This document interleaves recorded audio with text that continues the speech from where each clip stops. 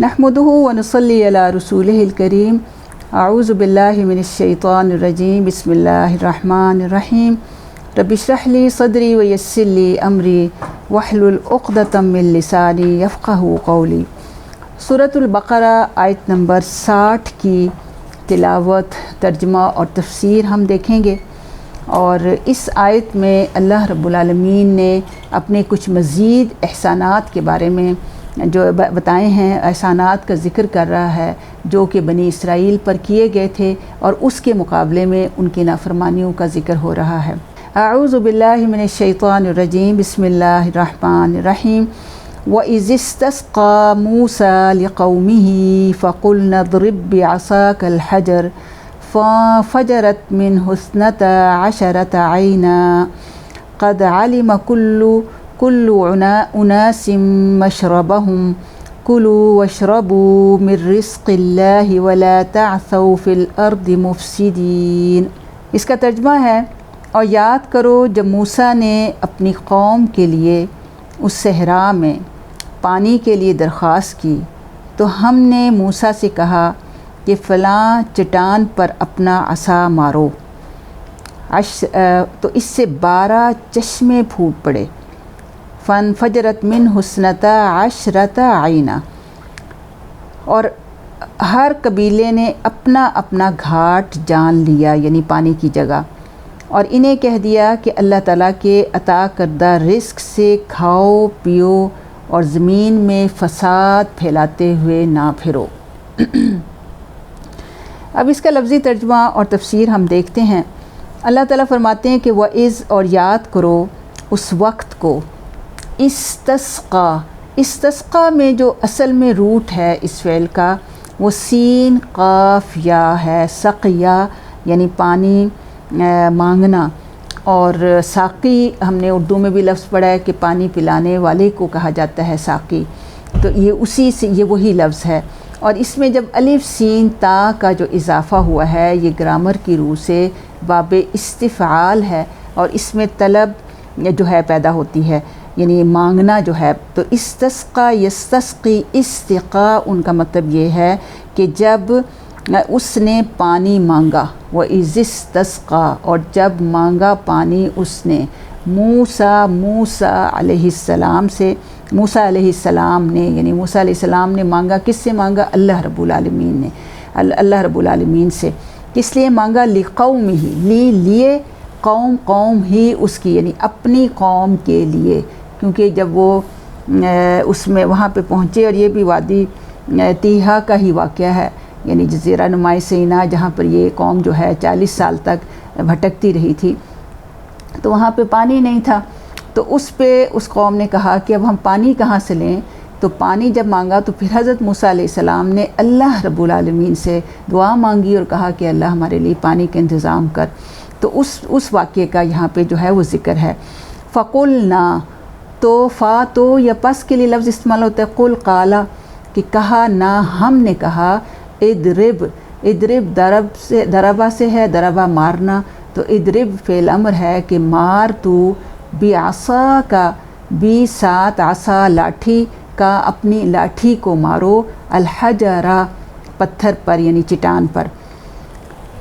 फ़जरत में फ़ा का मतलब तो है, और इसका रूट है फजरा, फ़ा जीम और रा। फजरा फूट पड़ना या निकलने के लिए लफ्ज़ जो है, यानी तेज़ी के साथ कोई चीज़ फट के जैसे निकलती है ना, उसके लिए लफ्ज़ इस्तेमाल होता है। फ़जर को भी फ़जर इसलिए कहते हैं, नमाज़ फ़जर का जो टाइम होता है कि पो फटती है ना, तो उसमें से फिर ये सुबह की रोशनी जो है नमूदार होती है। तो इन फजरत, तो यानी फूट पड़े, मिन्हु उसमें से, यानी उसमें से किस में से? अलहजर में से, चट्टान में से। इस्नता अशरता, इस्नान 2 के लिए और अशरा 10 के लिए, यानी 10 और 2 12। आइन चश्मे के लिए ये लफ्ज़ इस्तेमाल होता है, और इसकी जमा आयुन है, अयून है। आयुन जो है वो आँख के लिए इस्तेमाल होता है। क़द तहक़ीक़, क़द जो है ये कलिमा तहक़ीक़ कलाम यानी गुफ्तगू पर ज़ोर देता है। तो अलीम यानी हकीकत को पा लेना, पहचानना, जानना, इदराक कर लेना, यानी सब ने यकीनन ज़रूर हर एक ने जान लिया।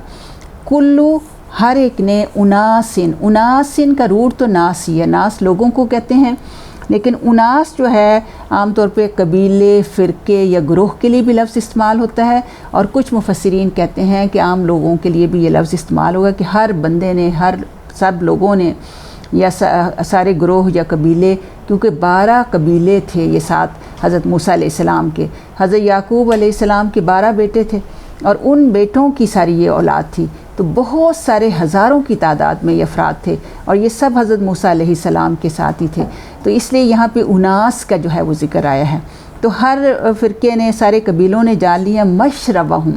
مشرب جو ہے یہ روٹ اس کا شین را با ہے، شریبہ، اور مشرب کہتے ہیں پینے کی چیز کو، تو اپنے یعنی گھاٹ کے لیے لفظ استعمال ہوگا کہ ہر ایک نے اپنے پینے کی جگہ کو پہچان لیا، یعنی اور یہ ایک بہت بڑا معجزہ تھا حضرت موسیٰ علیہ السلام کا، کہ اللہ رب العالمین نے ان کو جب حکم دیا کہ وہ عصا جو ان کو ایک معجزے کے طور پر دی تھی کہ جب اسے زمین پر ڈالتے تھے وہ اژدہا بن جاتی تھی، اب اس پتھر کے اوپر جب انہوں نے مارا تو اس پتھر کے اندر سے اللہ کے حکم سے 12 ہی چشمے پھوٹ پڑے، اور یہ قوم چونکہ بہت ہی ضدی اور ہر درم بھی تھی اور جھگڑا رو قوم تھی، اس لیے اللہ رب العالمین نے ہر چشمے کے اوپر ہر قبیلے کا نام ہوتا تھا، ہر ایک کو پتہ چلتا تھا کہ یہ میرے نام کا چشمہ ہے۔ سبحان اللہ، آپ دیکھیں کہ ایک بہت بڑا جو ہے یہ معجزہ تھا، اور اس میں سے 12 قبیلوں کے 12 چشمے جو تھے وہ پھوٹ پڑے۔ سبحان اللہ۔ اور قد علما، اور سب نے جان لی اپنے اپنے مشرب کو، اور پھر اللہ نے کہا کہ کلو واشربو، کہ تم کھاؤ اور پیو اللہ کے رزق میں سے، یعنی یہ سب چیزیں اللہ نے دی، من و سلوہ کا ظہور ہو رہا ہے، یعنی کھانے پینے کے لیے اللہ تعالیٰ آسمان سے جو ہے کھانا جو ہے ان کے لیے اتار رہا ہے، اور اس کے ساتھ ساتھ پینے کے لیے جو ہے یہ پتھر۔ اور اس پتھر کے حوالے سے بہت سی روایات ہمیں ملتی ہیں۔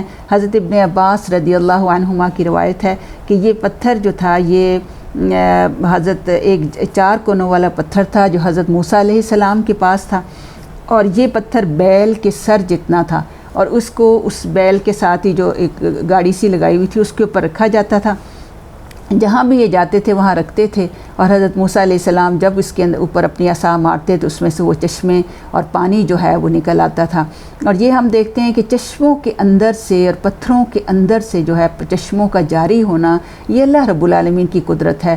اور آج بھی اگر ہم پاکستان میں یوبیا، نتھیا گلی وغیرہ جائیں تو ہمیں راستے میں بھی چشمے نظر آتے ہیں، اور وہ ایسے یعنی چٹانوں کے اندر سے نکل رہے ہوتے ہیں۔ تو یہ سب ان ایسی ساری چیزوں کے اوپر غور و فکر، اور اگر ایک انسان تدبر کرے تو اللہ رب العالمین کی معرفت جو ہے وہ حاصل ہوتی ہے۔ اس لیے تفکر و تدبر کو بہت بڑی عبادت جو ہے وہ کہا گیا ہے۔ اور بعض کہتے ہیں کہ یہ پتھر جو تھا حضرت آدم علیہ السلام کے ساتھ جنت سے ہی آیا تھا، اسی طرح نسل در نسل چلتا چلتا جو ہے یہ حضرت موسیٰ علیہ السلام کے پاس پہنچ گیا۔ بہرحال یہ اسرائیلی روایات ہیں، لیکن یہ ایک بہت بڑا معجزہ تھا۔ اور مولانا مودودی اس کے بارے میں لکھتے ہیں کہ یہ پتھر جو ہے آج بھی جو ہے جزیرہ نمائی سینا میں موجود ہے، اور سیاح اسے وہاں جا کر دیکھتے ہیں، اور ان چشموں میں ابھی بھی چشموں کے شگاف یعنی وہ جو 12 نشان جو ہیں اس میں اب بھی جو ہیں وہ پائے جاتے ہیں۔ تو یہ ایک بہت بڑی عظیم نعمت تھی، اور اس کے جواب میں اللہ رب العالمین فرما رہے ہیں کہ اللہ نے پوری انہیں آزادی دی، جو کچھ انہوں نے مانگا اللہ رب العالمین نے ان کو دیا، اور اللہ کی نعمتوں کا شکریہ صرف اللہ رب العالمین نے اس کے جواب میں صرف یہ کہا کہ تم کھاؤ پیو ولا تعصوا فی الارض مفسدین، اور نہ تم تعصوا جو ہے یہ عصا یعصو عصواً یعنی بہت ہی فتنہ اور فساد میں تجاوز کرنے کے لیے، جیسے ہم کہتے ہیں نا مچاؤ، مچاتے پھرو، یہ لفظی ترجمہ ہم کرتے ہیں، لیکن فتنہ اور فساد میں بہت زیادہ زیادتی کرنا جو ہے اس کے لیے یہ لفظ استعمال ہوتا ہے کہ اللہ تعالیٰ یہاں فرما رہے ہیں کہ زمین میں تم فساد پھیلاتے ہوئے جو ہے فسادی بن کر جو ہے نہ پھرو۔ تو یہ فساد فی الارض جو ہے یہ کیا ہے، اس کے بارے میں بھی ہمیں یہ دیکھنا ہے کہ ہر ایک کے نزدیک فساد فی الارض جو ہے اپنی اپنی ہر کوئی تفسیر کرتا ہے۔ جیسے فرعون کے نزدیک وہ حضرت موسیٰ علیہ السلام کو فسادی کہتا تھا، اس کے نزدیک یہ فساد تھا کہ یہ ہماری جو ہے نافرمانی کرتا ہے، لیکن قرآن اور سنت کی اس میں ہم دیکھیں تو یہاں اللہ رب العالمین جو حکم دے رہے ہیں وہ یہ ہے کہ اللہ تعالیٰ اس زمین کا خالق اور مالک ہے، اور اس زمین پہ سب سے بڑا فساد یہ ہے کہ انسان اللہ کی نافرمانی کرے، اللہ کے احکامات کی جو ہے وہ پرواہ نہ کرے۔ تو یہاں پہ اللہ رب العالمین جو ان کو جس فساد سے روک رہے تھے وہ یہی تھا کہ اللہ نے جب بے شمار نعمتیں دی ہیں تو ان نعمتوں کا شکریہ یہ ہے کہ مزید جو ہے اللہ تعالیٰ کی فرما برداری کی جائے۔ اور یہ دیکھیں کہ سورہ ابراہیم کی آیت نمبر 7 میں بھی اللہ رب العالمین نے اس چیز کا اعلان بلکہ کیا ہے کہ وَإِسْتَأَذَّنَ رَبُّكُمْ لَئِن شَكَرْتُمْ لَأَزِيدَنَّكُمْ وَلَئِن كَفَرْتُمْ إِنَّ عَذَابِي لَشَدِيدٌ، کہ تمہارے رب نے اعلان کیا کہ اگر تم شکر کرو گے تو تمہیں اور زیادہ دوں گا، اور اگر ناشکری کرو گے تو پھر ہمارا عذاب بڑا شدید ہے۔ تو اللہ تعالیٰ کی نعمتیں پانے کے بعد اس کا شکر گزار بندہ بننا ضروری ہے، اس سے مزید انعامات ملنے کی توقع ہوتی ہے۔ تو اس لیے ہمیں بھی یہی کوشش کرنی ہے کہ اللہ رب العالمین نے جو قرآن اور سنت رسول صلی اللہ علیہ وسلم جو ہمیں دی ہے، اسی کو مشعل راہ بناتے ہوئے اپنے حالات کو سدھارنے کی کوشش کریں تو انشاءاللہ آئندہ تباہی اور بربادی سے محفوظ رہیں گے۔ ورنہ آپ دیکھیں کہ حالات معاشرے کے بھی کبھی نہیں بدل سکتے جب تک کہ ہم قرآن و سنت کو اس معاشرے میں جاری اور ساری نہ کریں گے۔ اللہ رب العالمین ہمیں اپنی سچی فرما برداری اور نعمتوں کی شکر گزاری کرنے کی توفیق عطا فرمائے۔ وما علینا الا البلاغ المبین۔